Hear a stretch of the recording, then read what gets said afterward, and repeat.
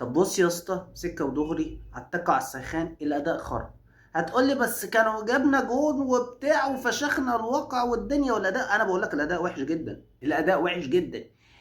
الدفاع، اصل انت عندك الفرقه ضعيفه، يعني الفرقه مش احلى حاجه، يعني فاهم؟ فانت ليه ما تاخدهاش سكور يعني؟ معلش، اصل انت ريال مدريد، انت مش برشلونه، يعني انت ريال مدريد، فانت ليه ما تاخدش سكور؟ ليه ما تجيبش 4-5؟ انت كنت هتجيب 4-5، طب ليه؟ طب ليه يعني؟ انت فاهم؟ طب وعلى ايه؟ انت واخد بالك؟ يعني انا مش عارف احلل لك الماتش مش حلو يعني. انا ما شفتوش، بس شفت كام هايلايتس كده، مش حلو يعني.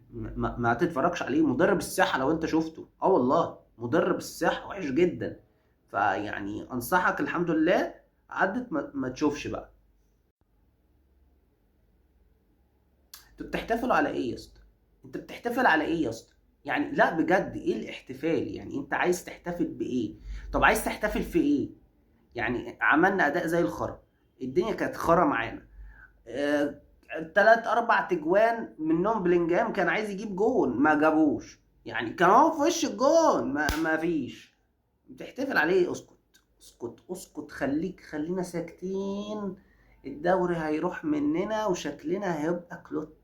بخصوص الدوري يعني، بخصوص الدوري، يعني بص، انا بقول لك انسى وخد البنسة. يعني انا كنت بقول لك ده احنا لسه وفي امل وبتاع والليله والزنبلته وبتاع، احنا تقريبا 31، احنا قربنا يعني، والبتاع نشطب خالص يعني.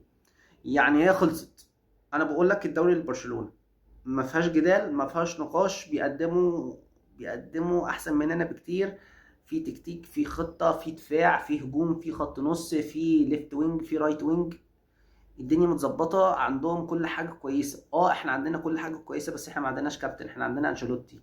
وما كانش موجود انشيلوتي، ما اعرفش مين المدرب الجديد اللي هم موجود، بس ما كانش موجود انشيلوتي يعني تقريبا. بس يعني ربنا يستر. المهم نعدي ان شاء الله. وانا بقول لك مفيش حد من ريال مدريد هياخد البلندور، وانا قلبي حاسس بكده. اكتر حد انا شايفه كويس وعمل ماتش فاجر وقادر كامافينجا. يعني مش هقول لك جامد وقادر، بس على الاقل يجيب جون وعرف يجيبها. احنا هم اصلا الفرقه كلها ما كانتش عارفه تعمل اي حاجه. اي حاجه في اي حاجه، كانت ضايعه يا معلم. كانت في الرق وفي الكلاشه وفي الرق والكماش.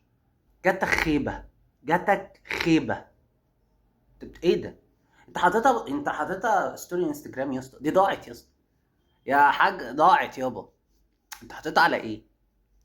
ما مش فاهمك يعني. عارف لو هي يا اسطى جون اقول لك معاك، انا معاك قشطه. بس هي ضاعت.